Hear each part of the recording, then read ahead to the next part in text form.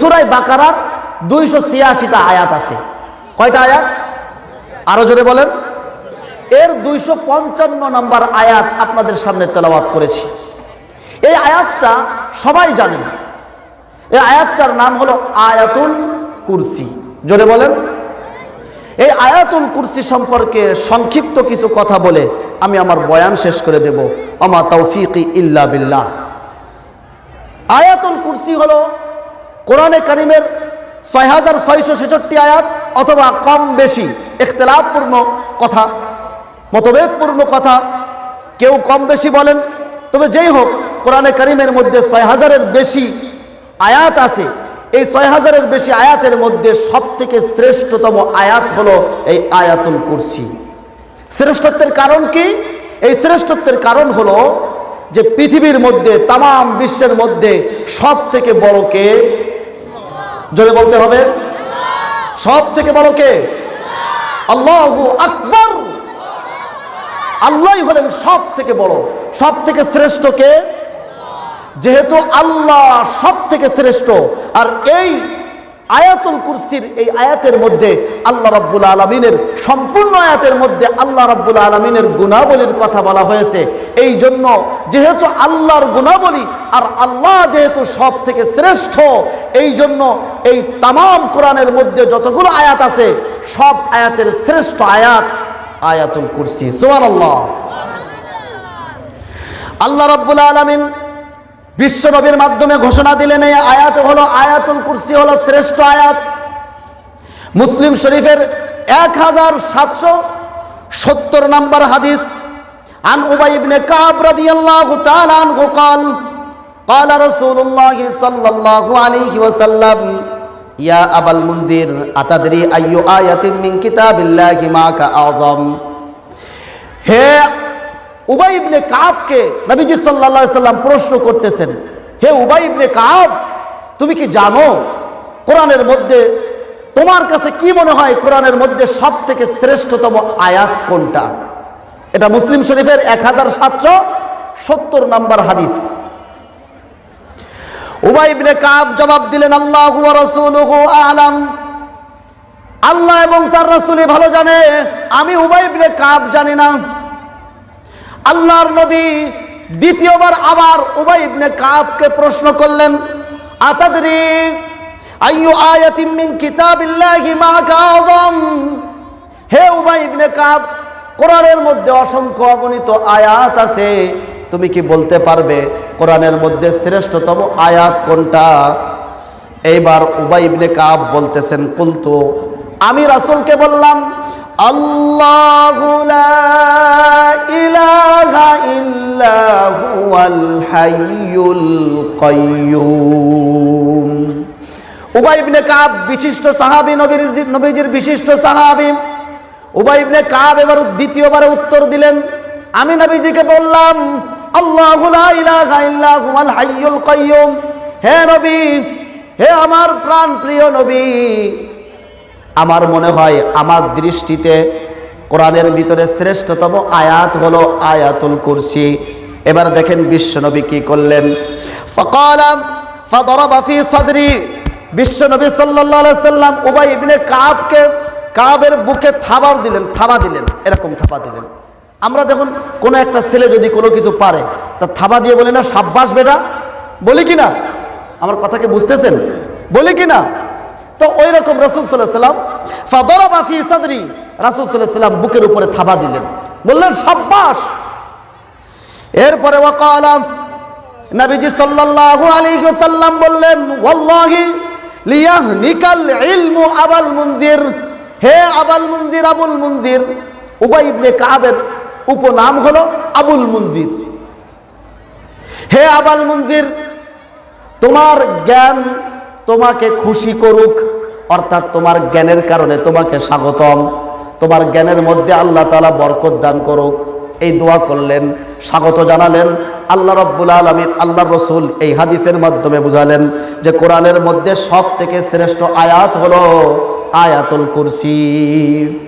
আর একটা হাদিস আপনাদের সামনে শোনায়, আয়াতুল কুরসি কোরআনের প্রধান আয়াত। তিরমিজি শরীফের 2878 নম্বর হাদিস, عن أبي هريرة رضي الله تعالى عنه قال قال رسول الله صلى الله عليه وسلم لكل شيء سنام وإن سنام القرآن سورة البقرة وفيها آية هي سيد أي القرآن هي آية الكرسي আবু হুরায়রার বর্ণনা বিশ্বনবী আবু হুরায়রাকে বলেছেন, ও আবু হুরায়রা, প্রত্যেকটা জিনিসের একটা চূড়া থাকে। চূড়া, চূড়া বোঝেন তো? একটা ঘর বানালেন, এই ঘরের চূড়া আছে না? একটা পাহাড়ের চূড়া আছে না? এই চূড়া হলো সর্বোচ্চ উঁচু স্থান, সর্বোচ্চ মর্যাদার স্থান। বলেন তো আমার চূড়া কই? মাথা আমার চূড়া। এই খুঁটিটার চূড়া কই? ওই মাথা। বিশ্বনবী বলেন কোরআন, প্রত্যেকটা জিনিসের একটা চূড়া থাকে। কোরআনের চূড়া হলো সূরাতুল বাকারা। সূরা বাকারা হলো কোরআনের চূড়া। আর এই সূরা বাকারার মধ্যে এমন একটা আয়াত আছে, সেটা হলো কোরআনের মধ্যে যতগুলো আয়াত আছে সব আয়াতের শ্রেষ্ঠ আয়াত, আর সেটা হলো হিয়া আয়াতুল কুরসি। সেটা হলো এই আয়াতুল কুরসি। এটা হলো কোরআনের যতগুলো আয়াত আছে সব থেকে শ্রেষ্ঠ আয়াত। সুবহানাল্লাহ। এই আয়াতুল কুরসি হাদিসের মধ্যে আছে, এর একটা জিহ্বা আছে। জিহ্বা বোঝেন তো?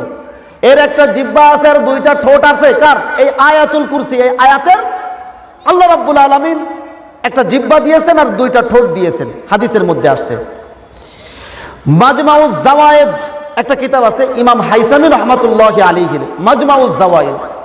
এই কিতাবের 6 নম্বর খণ্ডের 332 নম্বর পৃষ্ঠায় আন উবাই ইবনে কাব রাদিয়াল্লাহু তাআলা আনহু قال قال رسول الله صلى الله عليه وسلم والذي نفسي بيده إن لها لسانا وشفتين تقدس الملك عند ساق العرش।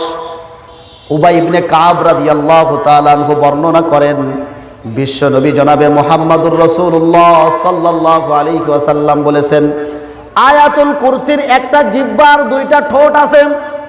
এই আরশের নিচে, আরশের খুঁটির কাছে এই আয়াতুল কুরসি যেদিন থেকে নাজিল হয়েছে সেদিন থেকেই এটা আল্লাহর প্রশংসা করতেছে। সুবহানাল্লাহ।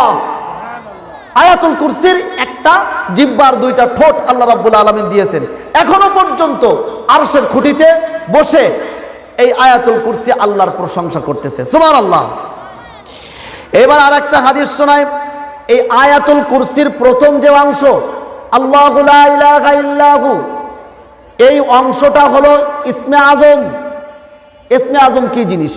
ওই ইসমে আজম এমন নাম, এর ভিতর আরেকটা অংশ আছে আল্লাহু লা ইলাহা ইল্লাহু আল হাইয়ুল কাইয়্যুম। এই অংশটুকু ইসমে আজম। ইসমে আজম মানে কি জানেন? এই নাম ধরে দোয়া করলে আল্লাহ রাব্বুল আলামিন তার দোয়া কবুল করেন। সুবহানাল্লাহ। এটা হলো ইসমে আজম। আসেন এই ব্যাপারে মুসনাদে আহমদের মধ্যে হাদিসটা আসছে। আন আসমা বিনতে ইয়াজিদ রাদিয়াল্লাহু তাআলা আনহা قالت سمعت رسول الله صلى الله عليه وسلم يقول في هاتين الآيتين الله لا إله إلا هو الحي القيوم وألف لام ميم الله لا إله إلا هو الحي القيوم إن فيهما اسم الله الأعظم। বিশ্বনবী জনাবে মুহাম্মদুর রাসূলুল্লাহ সাল্লাল্লাহু আলাইহি ওয়াসাল্লামের বর্ণনা, তিনি বলেন দুইটা সূরা, একটা হলো আয়াতুল কুরসির মধ্যে প্রথম অংশ আল্লাহু লা ইলাহা ইল্লা হুয়াল হাইয়ুল কাইয়্যুম, আর এটা সূরা আলে ইমরানের মধ্যে দ্বিতীয় নাম্বার আয়াত আলিফ লাম মিম আল্লাহু লা ইলাহা ইল্লা হুয়াল হাইয়ুল কাইয়্যুম। এটা আবার আছে সূরা তাহার ভিতরে আল্লাহু লা ইলাহা ইল্লাহু, এটুকু আছে সূরা তাহার মধ্যে। আল্লাহ রাব্বুল আলামিন আবার সূরা তাহার মধ্যেও আছে, আল হাইয়ুল কাইয়্যুমও আছে। এই সব মিলায়ে এইটুকু হলো ইসমে আজম। অর্থাৎ কোনো ব্যক্তি যদি দোয়া করার সময় এইটুক পড়ে দোয়া করে আল্লাহু লা ইলাহা ইল্লা হুয়াল হাইয়ুল কাইয়্যুম অথবা যদি দোয়া করে ইয়া হাইয়ু ইয়া কাইয়ুম, এটা বলে দোয়া করলে আল্লাহ রাব্বুল আলামিন তার দোয়াকে মঞ্জুর করে নেবেন।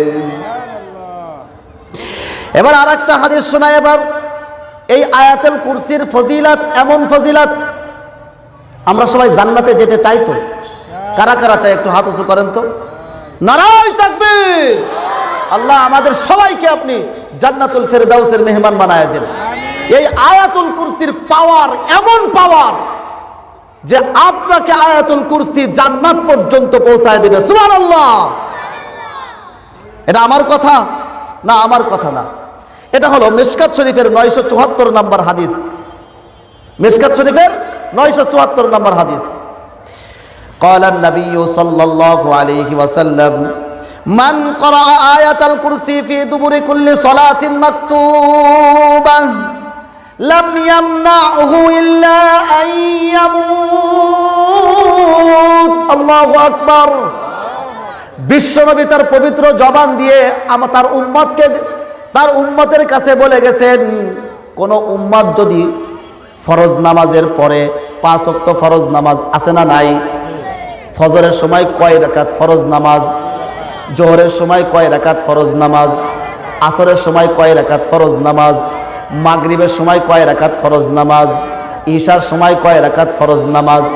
বিশ্ব নবী জনাবে মুহাম্মদুর রাসূলুল্লাহ সাল্লাল্লাহু আলাইহি ওয়াসাল্লাম উনি বলেন, কোন বান্দা যদি ফরজ নামাজের পর এই আয়াতুল কুরসিটা পড়তে পারে সে জান্নাতে প্রবেশ করে না, মরে না তাই। মরে না তাই জান্নাতে প্রবেশ করে না, মরলেই ডাইরেক্ট জান্নাত। সুবহানাল্লাহ। বুঝতে পেরেছেন? তাহলে এই আমল কি ছাড়বেন আজ থেকে? প্রত্যেক ফরজ নামাজের পর একটু সময় নিয়ে আয়াতুল কুরসিটা পড়বেন। পড়বেন তো ইনশাআল্লাহ?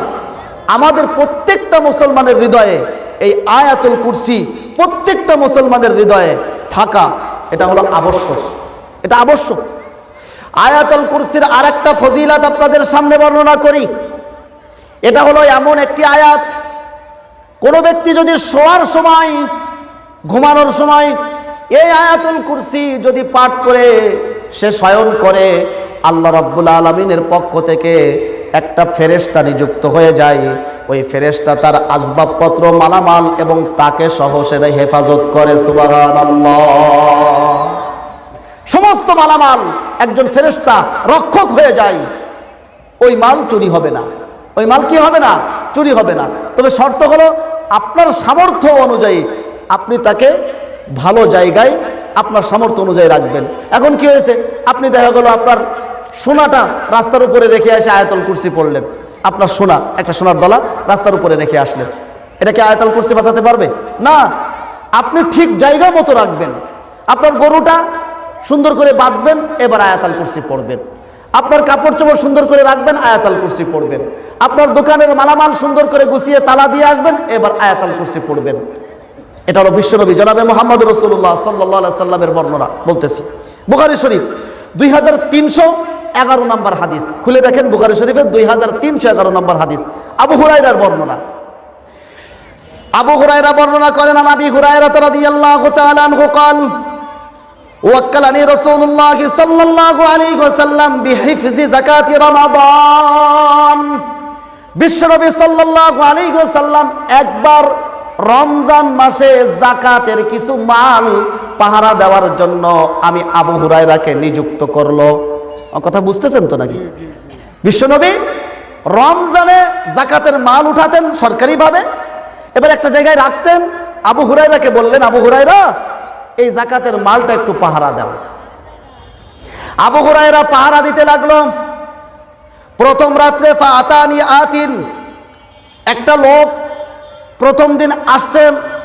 ফাজাআলা ইয়াহসু মিনাত তুআমি ফাআখাযতুহু, এরপরে সেই লোক ওই যাকাতের মাল থেকে নিয়ে মুষ্টিবদ্ধ নিয়ে সে নিজের কাছে রাখতেছে, মানে চুরি করতেছে।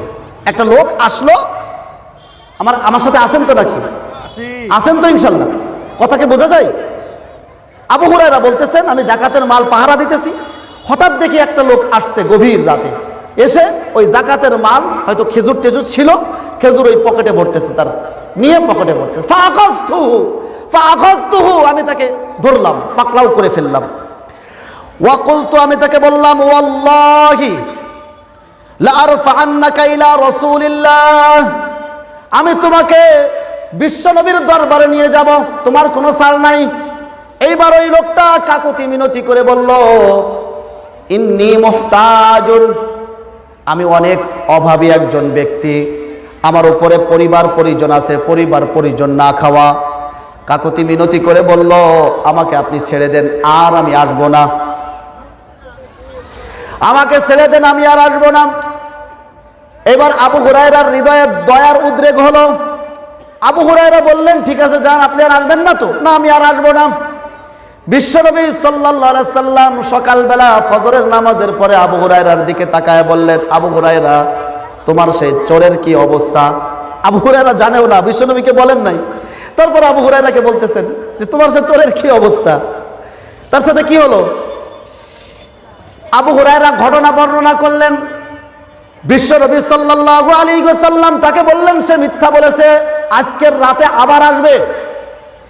এইটা সাহাবা একরাম বিশ্বনবীর কথাকে এতভাবে বিশ্বাস করতেন, এত দৃঢ়ভাবে বিশ্বাস করতেন, পৃথিবী একদিকে চলে যাবে, বিশ্বনবী বলেছেন অবশ্যই চোর আজকে আসবেই আসবে।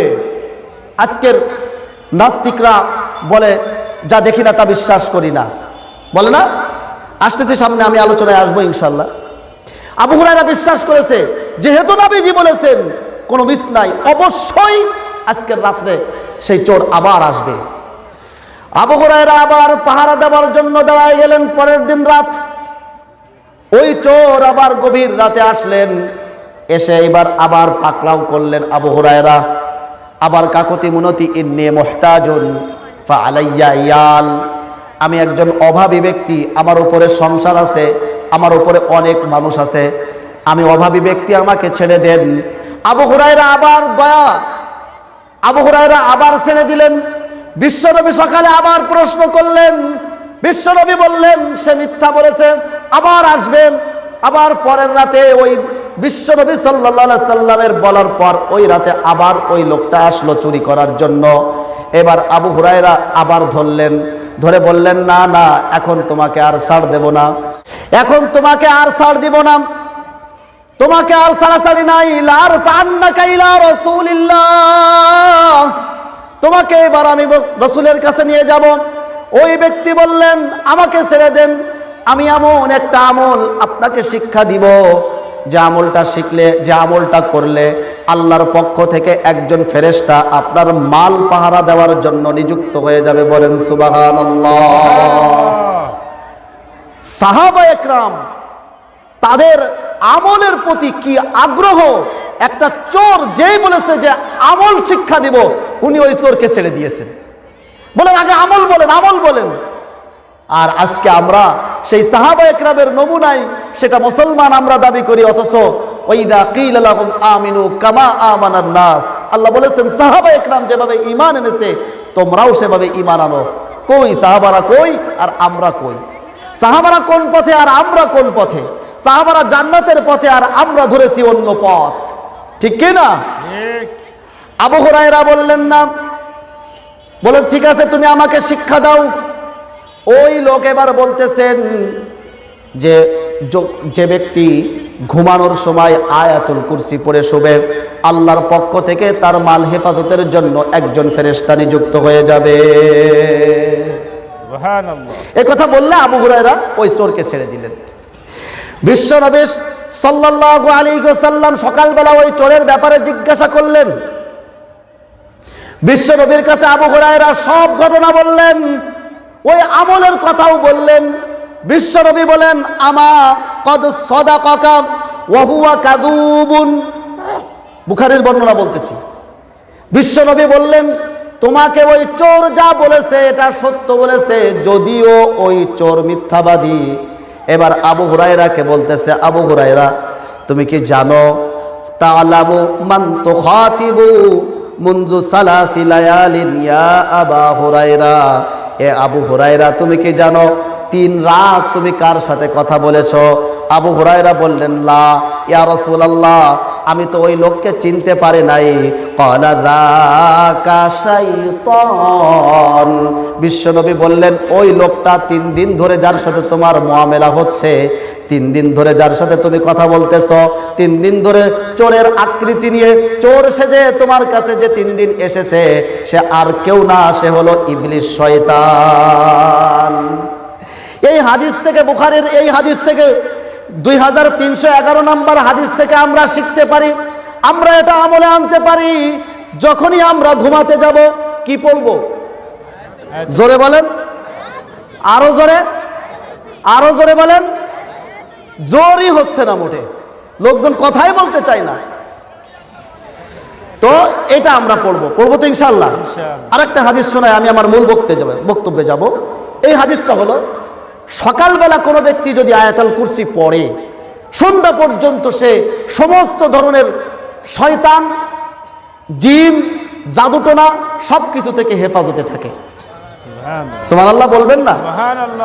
আবার সন্ধ্যায় যদি কোনো ব্যক্তি আয়াতুল কুরসি পড়ে, আল্লাহ রাব্বুল আলামিন একেবারে সকাল পর্যন্ত সমস্ত জাদুটোনা, সমস্ত ধরনের জিন থেকে আল্লাহ রাব্বুল আলামিন, জিনের আসর থেকে আল্লাহ রাব্বুল আলামিন তাকে হেফাজত করেন। সুবহানাল্লাহ। তিরমিজি শরীফ 2879 নম্বর হাদিস, আবু হুরায়রার বর্ণনা। আন আবি হুরায়রা রাদিয়াল্লাহু তাআলা আনহু قال قال رسول الله صلى الله عليه وسلم من قرأ حاميم المؤمن إليه المصير وآية الكرسي حين يصبح حفظ بهما حتى يمسي। আল্লাহর রাসূল বলেন, কোন ব্যক্তি যদি সূরা মুমিন, সূরা তো মুমিন, এটা হলো 24 নম্বর পারা 6 নম্বর পৃষ্ঠায় সূরা মুমিন নামে একটা সূরা আছে। এই সূরার প্রথম 2 লাইন, হামিম তানজিলুল কিতাবি মিনাল্লাহিল আজিজিল হাকিম গাফিরিয যামবি ওয়া কাবিলিত তাওবি শাদীদিল ইকাবি দিত তাওলি লা ইলাহা ইল্লা হুয়া ইলাইহিল মাসির, এইটুক পড়বে আর এর সাথে আয়াতুল কুরসি পড়বে। কোন ব্যক্তি সকালে যদি এই আমলটা করে, আল্লাহ রাব্বুল আলামিন সন্ধ্যা পর্যন্ত সবকিছু তাকে হেফাজত করবে। সুবহানাল্লাহ, সুবহানাল্লাহ। করবেন তো ইনশাআল্লাহ? আবার যদি কোনো ব্যক্তি সন্ধ্যায় যদি কোনো ব্যক্তি এই সূরা মুমিনের এই 2টি আয়াত আর আয়াতুল কুরসি যদি পড়ে, সন্ধ্যা যদি কেউ পড়ে, তাহলে সারা রাত একেবারে সকাল পর্যন্ত আল্লাহ রাব্বুল আলামিন তাকে তার হেফাজতের মধ্যে নিয়ে নেন। সুবহানাল্লাহ। অনেক সময় দেখা যায় আমাদের বাচ্চাদেরকে নিয়ে আমরা বিভিন্ন কবিরাজের কাছে দৌড়াই, আছে না নাই? বিভিন্ন কবিরাজ, বিভিন্ন হুজুর, আর কবিরাজদের অবস্থা তো এখন ভিন্ন। কোন কবিরাজ কি বলে নিজেরাও জানে না, ঠিক কি না? কেউ বলতেছে জিনে ধরেছে, কেউ বলতেছে আসর লাগছে, কেউ বলতেছে এই, কেউ বলতেছে সেই, একজনের সাথে আরেকজন মিল নাই। জিনে আসর করে এটা সত্য, কিন্তু কবিরাজ কোনটা সত্য বললো, কোনটা মিথ্যা বললো, এটা আমরা জানি না। এই জন্য এই আমলগুলো আমাদের দরকার আছে না নাই? সকাল সন্ধ্যায় আমল দরকার আছে না নাই? এটা শুধু আমরা আমল করব না, এটা আমল করে আমাদের সন্তানদের গায়েও ফু দেব, যাতে এই সমস্ত অনিষ্ট থেকে, শয়তান, জিন শয়তান, মানুষ শয়তানের অনিষ্ট থেকে আল্লাহ রাব্বুল আলামিন যাতে আমাদেরকে এবং আমাদের পরিবার পরিজনকে যেন হেফাজত করেন। এই জন্য এই আমলটা করব তো ইনশাআল্লাহ। আসেন এইবার আমরা আয়াতুল কুরসির মধ্যে একটু ঢুকি, দেখি কোন পর্যন্ত বলতে পারি। 9:23 বাজে হুজুর, আসুক আমরা বলতে লাগি, ইনশাআল্লাহ হুজুর চলে আসলে আমরা শেষ করে দেব। থাকবেন তো ইনশাআল্লাহ? উঠে যাবেন কে কে? হাত তোলেন তো দেখি, উঠে যাবেন কে কে? ওই যে ওই লোক, যাক উঠে যাক, তাহলে উঠবেন না তো ইনশাআল্লাহ? আসেন এবার আমরা আয়াতুল কুরসি, এটার ভিতরে ঢোকা দরকার, যেহেতু এটা কোরআনের শ্রেষ্ঠতম আয়াত। হুজুর, কোরআনের ভিতরে অসংখ্য অগণিত আয়াত। সূরা ফাতিহা আলহামদুলিল্লাহি রাব্বিল আলামিন একটা আয়াত, আর রহমানির রহিম মালিক ইয়াউমিদ্দিন কত আয়াত, কুল আউযু বিরাব্বিন নাস মালিকিন নাস ইলাহিন নাস, পারেন না আপনারা? কুল আউযু বিরাব্বিল ফালাক, কত আয়াত। এর মধ্যে এই আয়াত শ্রেষ্ঠ হলো কেন? এই জন্য এর ভিতরে ঢোকা দরকার। আমি আগেও বলেছি এই আয়াত শ্রেষ্ঠ, যেহেতু আল্লাহর গুণাবলীর কথা আল্লাহর পরিচয় এই আয়াতের মধ্যে তুলে ধরা হয়েছে। সুবহানাল্লাহ। এই আয়াতের মধ্যে 10টি আলোচনা করা হয়েছে। কয়টা কথা বলা হয়েছে? আবার বলেন, কয়টা কথা বলা হয়েছে? 10টি কথা বলা হয়েছে। খুব খেয়াল দেন, এই 10টি কথা আপনাদের সামনে আমি অল্প পরিসরে এই 10টি কথা আপনাদের সামনে আমি বলবো। কয়টি কথা? 10টি কথা। 1 নাম্বার, আল্লাহু লা ইলাহা ইল্লাহু।